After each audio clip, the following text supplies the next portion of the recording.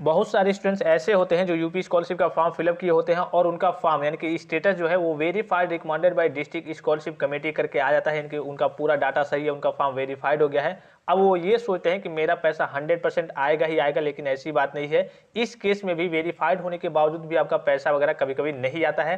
किस केस में नहीं आता है, सारी चीज़ें मैं आपको लाइव करके दिखाऊंगा।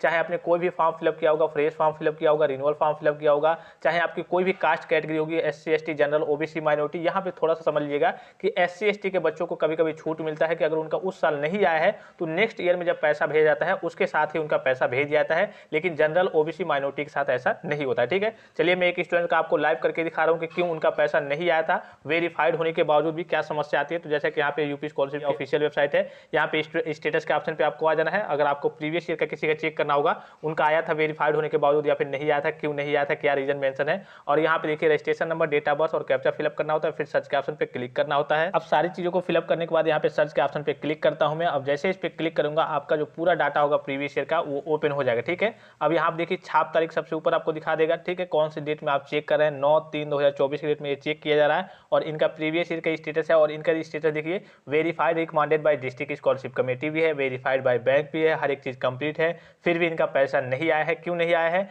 Scholarship and fee reimbursement could not be disbursed due to unavailability of fund, यानी कि फंड की समस्या के कारण आपका जो भी कास्ट कैटेगरी होगी, SC ST general OBC minority, सभी के लिए अलग अलग से बजट तैयार होता है, फंड तैयार होता है और आपके फंड में पैसा समाप्त हो गया है, जिसके कारण आपका स्कॉलरशिप का पैसा आपके बैंक अकाउंट में नहीं आ पाया है। तो इस तरीके की समस्या आ जाती है, कभी कभी आपका वेरीफाइड भी है। अब बताने का मतलब यह है कि काफी सारे स्टूडेंट सोचते हैं चलिए मेरा स्कॉलरशिप का पैसा आने ही वाला है, उससे पहले वो बहुत सारे इधर उधर से करिए कि अपने दोस्तों वगैरह से या फिर कहीं से भी लोन वगैरह लेके या फिर जो भी चीजें करनी होती है करके खर्चा वगैरह कर देते हैं और बाद में पता चलता है कि उनके फंड में पैसा ही नहीं है या फिर उनका फॉर्म वेरीफाइड होने के बावजूद भी उनका पैसा वगैरह नहीं आता है। तो बाद में चल के वो परेशानी में पड़ जाते हैं, फिर से कहिए कि इधर उधर से कुछ मैनेज करना पड़ता है। तो इस बात का आपको विशेष ध्यान रखना है। अगर आपका फॉर्म वेरीफाइड हो गया है तो कोई जरूर नहीं है, हाँ ये होता है कि चांसेस कहिए कि बढ़ जाते हैं कि हाँ आपका पैसा आएगा ही आएगा अगर फंड की समस्या नहीं होती है तो, लेकिन फंड की समस्या कब आ जाएगी, किसके साथ आ जाएगी, ये किसी को मालूम नहीं है। तो इसके कारणवश आपका फॉर्म वेरीफाइड होने के बावजूद भी आपको स्कॉलरशिप का लाभ नहीं मिल पाता है